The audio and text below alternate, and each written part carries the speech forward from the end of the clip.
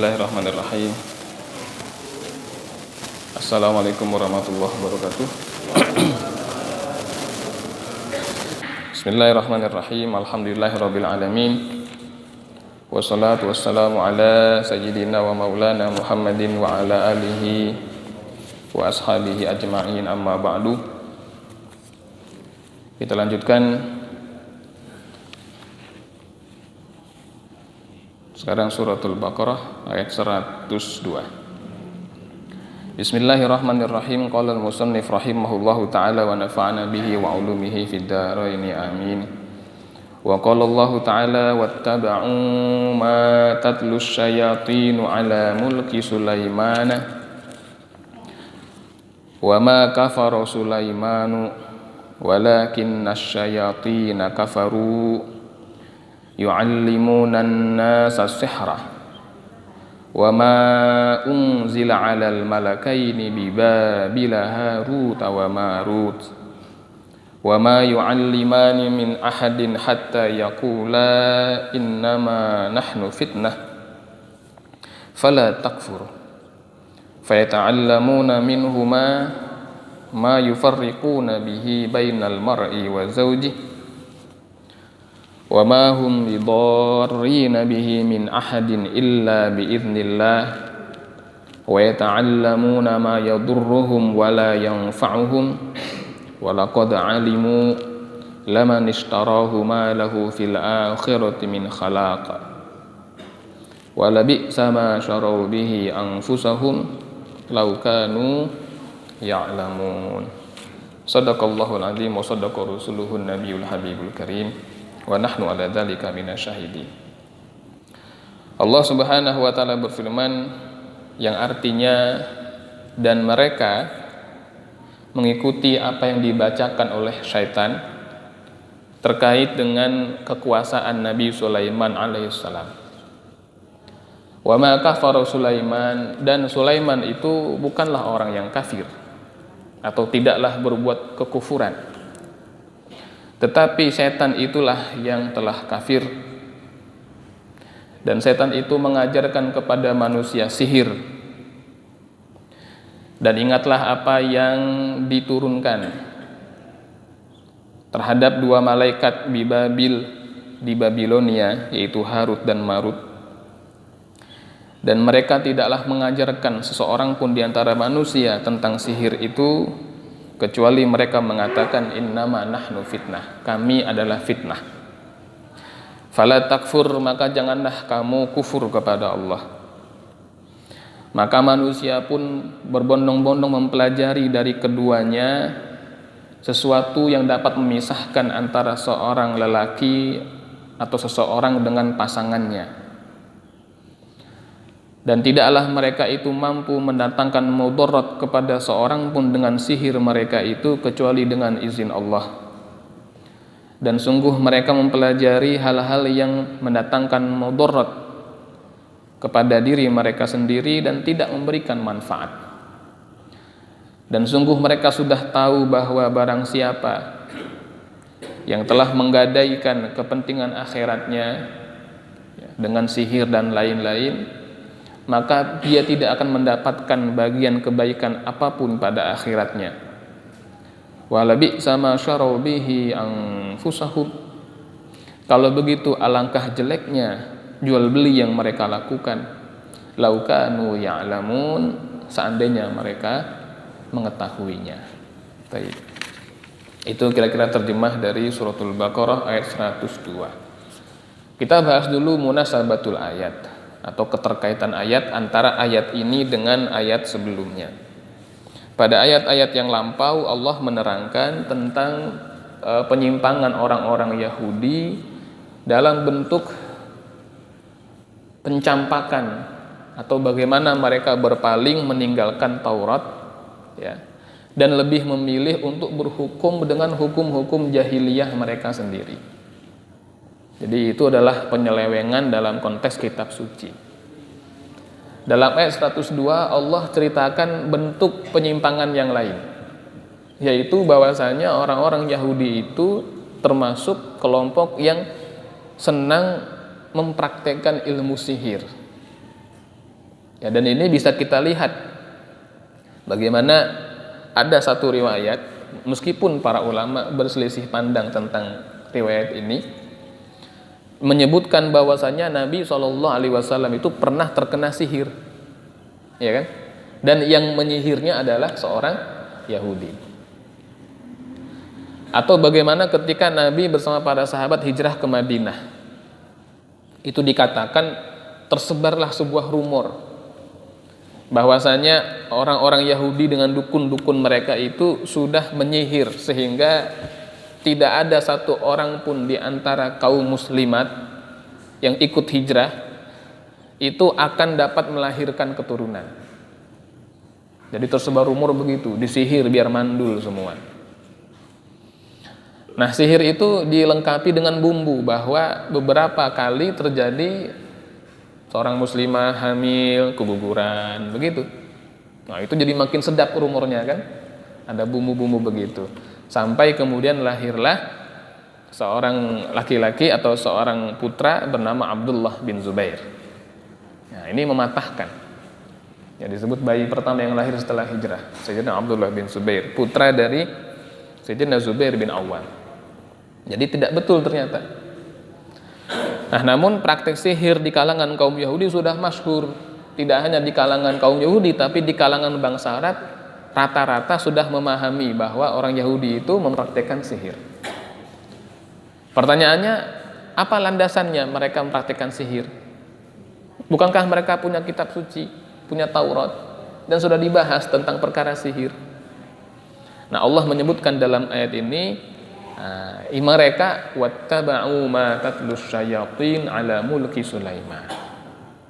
Mereka mengikuti apa-apa yang diwartakan oleh syaitan terkait dengan kerajaan Nabi Sulaiman alaihissalam. Kata Syekh Nawawi di sini, ma tatlu ay takziba, kedustaan.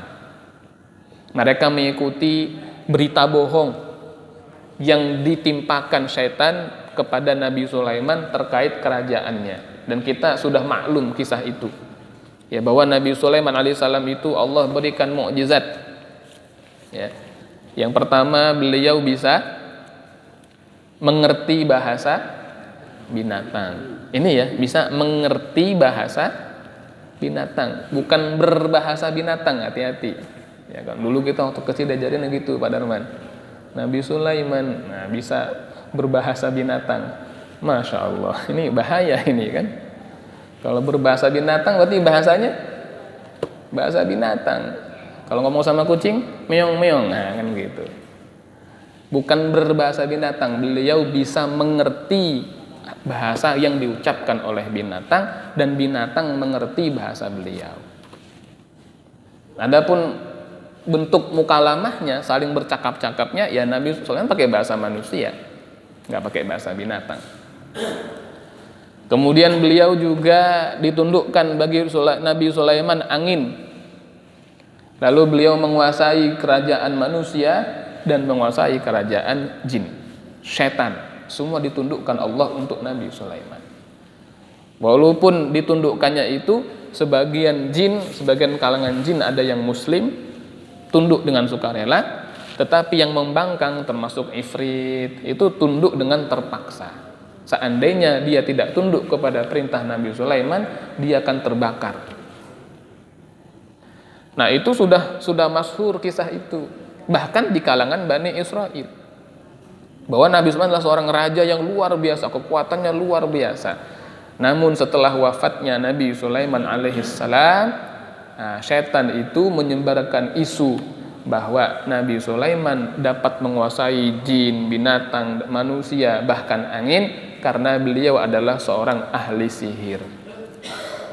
Nah, itu memang ada kisah Israiliyat, ya, kisah Israiliyat. Dikatakan bahwa Nabi Sulaiman pernah kehilangan kerajaannya selama 40 hari. Ya, tapi itu kisah Israiliyat. Wallahu a'lam. Kita nggak bahas itu. Yang jelas dalam riwayat yang lain dikatakan setelah Nabi Sulaiman wafat dan tidak ada yang tahu ketika itu, baik itu manusia ataupun bangsa jin, mereka terus mengerjakan perintah Nabi Sulaiman alaihissalam. Lalu Allah wafatkan Nabi Sulaiman dalam keadaan berdiri. Dan baru ketahuan setelah tongkat yang beliau gunakan untuk bertelekan ketika berdiri itu dimakan rayap lalu patah dan robohlah jenazah Nabi Sulaiman. Nah, ketika itu barulah para setan itu berseru bahwa mereka sudah merdeka. Nah, ada salah satu di antaranya lalu kemudian menyamarkan diri menjadi manusia dan mengatakan, ini Sulaiman adalah seorang ahli sihir. Dia kuasai semua ini dengan sihirnya. Apa buktinya? Cobalah kalian gali di bawah singgasana Sulaiman itu, akan kalian temukan buku-buku sihir. Kata para setan itu, sesungguhnya Sulaiman ingin memonopoli sihir itu untuk dirinya sendiri. Kalau kalian ingin memiliki sesuatu seperti Sulaiman, maka pelajarilah apa yang sudah dia kuasai. Nah, itu.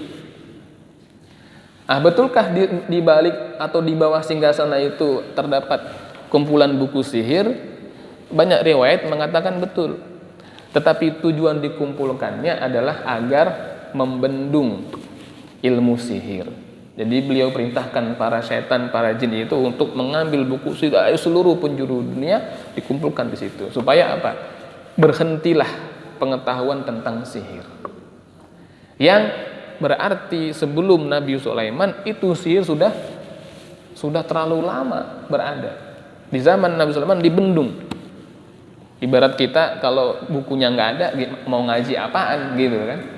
Apa yang kita bisa kaji? Oh, tapi orang sudah hafal. Yang sudah hafal itu ada umurnya. Berapa lama dia hidup meninggal? Lama-lama ilmu itu akan hilang kalau udah nggak ada bukunya. Nah, namun setelah beliau wafat, buku itu dikeluarkan, dipelajari. Nah, kemudian berlakulah praktek sihir itu sampai dengan masa Nabi Muhammad SAW.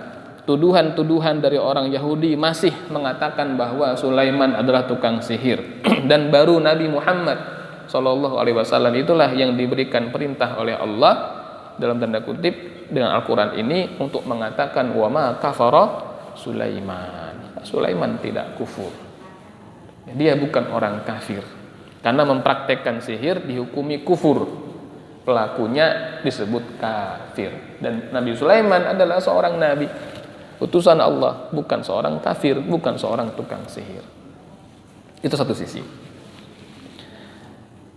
Wa qala ta'ala wa ma unzila 'alal malakaini bi Babila Harut wa Marut.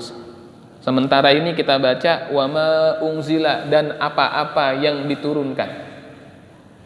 Wa maknya kita ambil, ada satu riwayat menyebutkan maknya ini bisa dibaca sebagai maksilah. Kalau maksilah berarti maknanya apa-apa. Wa ma unzila, dan apa-apa yang diturunkan alal malakaini, kepada dua malaikat. Satu qiraat membacanya alal malikaini, kepada dua raja, bukan alal malakaini. Kalau malakaini dua malaikat, qiraat lain alal malikaini, dua raja, jadi bukan malaikat. Nanti kita lihat itu ya. Sementara kita baca dan apa-apa yang diturunkan atas dua malaikat Harut dan Marut. Kalau dibaca malakaini maka menjadi dua malaikat Harut dan Marut. Maknya menjadi apa-apa, silah. Tapi kalau mau dibaca malaikat, maka yang tepat maknya bukan silah, tetapi mak nafi, mak yang meniadakan. Misalnya wa mallahu bighafilin amma ta'malun, dan tidaklah Allah lalai. Nah, jadi maknya bermakna tidak. Jadi wa ma unzila, dan tidaklah diturunkan atas dua malaikat yang diturunkan di Babilonia, Harut dan Marut. Artinya apa? Dan tidaklah diturunkan ilmu sihir itu dan keburukan sihir itu kepada dua malaikat Allah yang diturunkan di Babilonia, yaitu malaikat Harut dan Marut. Jadi malaikat bersih dari tuduhan sebagai orang pertama atau makhluk pertama yang mengajarkan sihir kepada manusia. Memang ini ada juga riwayat Israiliyat yang mengatakan bahwa betul itu ada 2 malaikat diturunkan Allah, begitu kan? Karena malaikat ini ada yang bersikap sombong kepada manusia, lalu Allah suruh mereka pilih siapa yang terbaik, dipilihlah Harut dan Marut, lalu Harut Marut diturunkan di Babilonia sebagai seorang hakim, lalu dan diberikan hawa nafsu dan ternyata menyimpang. Itu Israiliyat, kita nggak ambil itu. Yang saya ambil adalah pendapat mengatakan begini, kalaupun mau difahami ini Harut Marut sebagai malaikat, maka maknya harus makna fi, tidak dan tidaklah diturunkan kepada keduanya, begitu kalau mau difahami malaikat. Tapi yang lebih kuat adalah bahwasanya ini bukan malaikat, ini adalah manusia, ya, manusia. Harut dan Marut itu adalah manusia yang pura-pura soleh, manusia yang pura-pura baik, yang karena kebaikannya dengan segala pamrih itu dikenal oleh manusia, maka manusia menganggap mereka sebagai malaikat. Itu sering kita kenal. Ini majaz. Seperti kita menyebutkan, oh si fulan itu malaikat penolong saya, ya kan? Dia bantu saya, dia bukan malaikat, itu manusia, tapi karena kebaikannya disebut malaikat. Sehingga ini majaz. Tersebutlah ada 2 orang yang ahli sihir, yaitu Harut dan Marut. Mereka berpura-pura sebagai orang yang soleh dan diagungkan oleh para pengikutnya, dan merekalah yang mengajarkan sihir. Untuk menampakkan kesolehannya, mereka selalu mengatakan sebelum mengajarkan sihir, innama nahnu fitnah, kami ini cuma cobaan. Nah, ada istilah kalau dalam ilmu komunikasi modern, negatisme. Pernah dengar itu kan? Orang yang mengucapkan kalimat rendah hati, tapi sebetulnya dia menyombongkan dirinya, ya kan? Misalnya, saya mah bukan apa-apa, gitu. Itu kan rendah hati sebetulnya. Saya mah nggak bisa apa-apa, tapi dia tahu dengan ngomong gitu orang akan puji dia. Bisa aja bapak kan orang hebat, begini begitu, begini begitu. Tadi dia senyum, ya kan? Iya. Itu kan. Dia hanya pura-pura mengatakan kami adalah ujian, fitnah. Janganlah kamu kufur.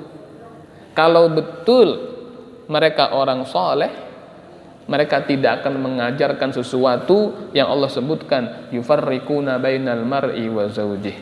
Kalau betul dia orang soleh. Orang yang soleh dan alim itu, bapak-bapak sekalian, jangankan sihir, yang bukan sihir aja nih, kalau berpotensi menimbulkan mudarat, dia nggak mau ajarin. Itu masyhur kalimat dari sahabat Abu Hurairah radhiyallahu taalaan. Saya punya ilmu, ya, yang sebelah saya ajarkan. Saya punya hadis yang setengah saya sampaikan, yang setengah saya simpan. Kenapa? Khawatir ada fitnah. Itu orang alim yang soleh. Jangankan sihir yang sudah jelas-jelas mudarat, jelas-jelas kufur, jelas-jelas syirik, bersekutu dengan setan. Perkara yang sifatnya bukan sihir, kalau berpotensi mendatangkan mudarat, misalnya jamaahnya belum siap, muridnya belum mampu, maka dia tahan ilmu itu. Jadi kalau betul dia ini orang soleh, mestinya tidak mengajarkan sihir. Kadang-kadang kan gitu Bapak. Ada hal-hal yang secara ilmu kurang tepat, tapi kalau kita sampaikan malah jadi ribut. Akhirnya kita diam saja. Contoh, terjadi pada masa Sayyidina Ali bin Abi Thalib karramallahu wajhah. Disebutkan oleh Imam Al-Qurtubi rahimahullahu ta'ala. Ini contoh nih, kita sholat id. Sholat id itu kan boleh di masjid, boleh di lapangan gitu kan. Nah, kalau kita sholat idnya di masjid, antum datang jam 6:15 nih ke masjid, kucuk. Ini lagi takbiran, menunggu sholat. Antum datang, langsung duduk apa sholat dulu? Nah, sholat dulu, sholat tahiyatul masjid. Nah, kalau di lapangan, zaman Sayyidina Ali itu sholatnya di lapangan. Waktu itu beliau sudah pindahkan kekuasaan dari Madinah, pindah ke Kufah. Sholat di lapangan. Sambil nunggu waktu sholat, takbir, ada orang datang, kucuk, sholat. Iya, di lapangan. Nah, itu sahabatnya Sayyidina Ali bisik-bisik, wahai Amirul Mukminin, ini orang sholat apa ini? Ya, kalau bahasa kita, memang tahiyatul lapangan gitu. Iya kan? Iya. Itu sholat nggak ada. Itu harus kita cegah ini. Nah, karena orang jahil. Lalu yang satu mau bangun untuk memberitahu. Kata Sayyidina Ali, jangan dilarang. Loh, ini tahiyatul lapangan, kita nggak tahu. Nah, jangan-jangan kalau kita larang dia, kita cegah dia sholat, kita akan terkena ayat Allah, ara'aital ladzi yanha 'abdan idza shalla. Tuh. Ya kan? Apakah tidak engkau perhatikan siapa orang yang mencegah hamba Allah yang mau sholat? Itu kan ayat tentang Abu Jahal sebetulnya, ya kan? Suratul Alaq, ya kan? Yang mencegah Nabi untuk sholat di Ka'bah. Nah, karena takut terkena ayat ini, jangan sampai kita terkena ayat nih, orang sholat kita halang-halangi, begitu. Kata Sayyidina Ali, udah biarin. Karena boleh jadi bukan tahiyatul lapangan, mungkin dia ini habis safar dari tempat jauh nih, baru sampai dia sholat dulu. Mungkin itu sholatnya sholat syuruk, mungkin sholatnya sholat mutlak, mungkin dia habis wudhu, sholatnya di situ, gitu kan? Jadi masih terlalu banyak kemungkinan. Tapi beliau khawatir terkena ayat itu, maka nggak disampaikan, ditahan. Contoh lain, kita sering baca ayat Innallaha wa malaikatahu yusholluna 'alan nabi. Nah, kan itu nggak tepat. Ya kan? Nah, kan Innallaha wa malaikatahu yusholluna 'alan nabi. Itu sesungguhnya Allah dan malaikat bersolawat kepada Nabi. Itu udah diperintah solawat belum? Belum. Baru ya ayyuhalladzina amanu shallu alaihi wa sallimu taslima. Itu baru perintah solawat. Baru kita baca Allahumma shalli ala sayyidina Muhammad wa ala sayyidina Muhammad. Orang banyak ketika innallaha wa malaikatahu yusholluna 'alan nabi, Allahumma shalli ala sayyidina. Padahal belum disuruh solawat. Mestinya kalau secara ilmu ketika innallaha wa malaikatahu yusholluna 'alan nabi, jawabannya sallallahu alaihi wasallam. Karena Nabi sallallahu alaihi wasallam. Baru ya ayyuhalladzina amanu shallu, sholawatlah kamu. Baru taslimah kita Allahumma sholli ala sayyidina. Tapi kalau kita cegah orang, misalnya nih ada orang baca innallaha wa malaikatahu yusholluna 'alan nabi, terus dia Allahumma sholli, kita cegah, kita salah. Karena menghalangi orang bersolawat, ya kan? Udah biarin, gitu loh. Biarin, jangan dicegah. Wah, kamu salah, ini harusnya belum disuruh solawat. Loh, siapa ente nggak menghalangi orang bersolawat, gitu kan? Secara ilmu nggak bisa, paham ya? Nah, jadi kadang-kadang yang benar secara ilmu itu jangan disampaikan semua. Udah biarin aja dia solawat. Saatnya ada orang baru dibaca innallaha, dia langsung sholawat, emang salah? Enggak kan, gitu kan? Baru innallah dia udah sholawat misalnya, udah Allahumma sholli, biarin aja, dia cinta sama nabinya. Nah, itu kadang-kadang yang kata para ulama, orang soleh itu, orang alim itu harus bijak. Enggak semuanya kita sesuaikan dengan ilmu, ya nanti bisa timbul keributan, timbul kekacauan. Nah, kalaulah ini marut betul-betul orang soleh, orang alim, apalagi malaikat, nggak akan diajarkan sihir. Udah jelas ini mendatangkan madarat dan tidak memberikan manfaat serta merugikan di akhirat. Na'udzubillah tsumma na'udzubillah min zalik. Walhasil dari ayat ini kita bisa ambil beberapa kesimpulan. Yang pertama, sesungguhnya orang-orang Yahudi pada masa Rasulullah Sallallahu Alaihi Wasallam adalah termasuk orang-orang yang sangat gemar mempraktekkan sihir, dan mereka menisbatkan perbuatan itu kepada Nabi Sulaiman alaihissalam, dan demi Allah Nabi Sulaiman berlepas diri dari perbuatan mereka. Yang kedua, sesungguhnya mempraktekkan sihir disepakati oleh para ulama sebagai suatu hal yang haram, ya, termasuk dosa yang besar. Maka jangan mempraktekkan sihir. Yang ketiga, yang disebut sebagai tokoh pertama yang mengajarkan sihir adalah Harut dan Marut, dua sosok yang diturunkan atau berada di negeri Babilonia, sekarang sekitar Irak, itu Babilonia. Dan ulama berselisih pandang tentang siapa Harut Marut. Sebagian mengatakan malaikat, sebagian mengatakan raja, sebagian mengatakan manusia yang soleh, sebagian lagi mengatakan ini orang yang fasik yang pura-pura soleh. Dan kita ambil pendapat yang dia orang yang fasik dan pura-pura soleh. Kemudian hikmah yang lain bahwasanya mempraktikkan sihir tidak akan mendatangkan manfaat baik di dunia maupun apalagi di akhirat. Justru akan menimbulkan madarat. Terutama di akhirat, orang yang praktekkan sihir adalah orang-orang yang merugi. Kalau di dunia, ini ahli sihir, di dunia hati-hati, tidaklah seseorang itu mempraktekkan sihir atau ahli sihir di dunia kecuali matinya jelek. Matinya pasti miskin dan su'ul khatimah. Na'udzubillah. Nggak ada penyihir yang meninggal tuh kaya raya, mewah, mapan, enggak. Pasti dia sulit, susah. Matinya sulit dan matinya sengsara. Ya, na'udzubillah summa na'udzubillah min zalik. Semoga Allah jaga kita dari keburukan sihir. Amin ya rabbal alamin. Baik, kafaratul majlis. Subhanakallahumma wa bihamdika asyhadu an la ilaha illa anta astaghfiruka wa atubu ilaik. Allahumma shalli ala sayyidina Muhammad wa ala ali sayyidina Muhammad. Assalamualaikum warahmatullahi wabarakatuh.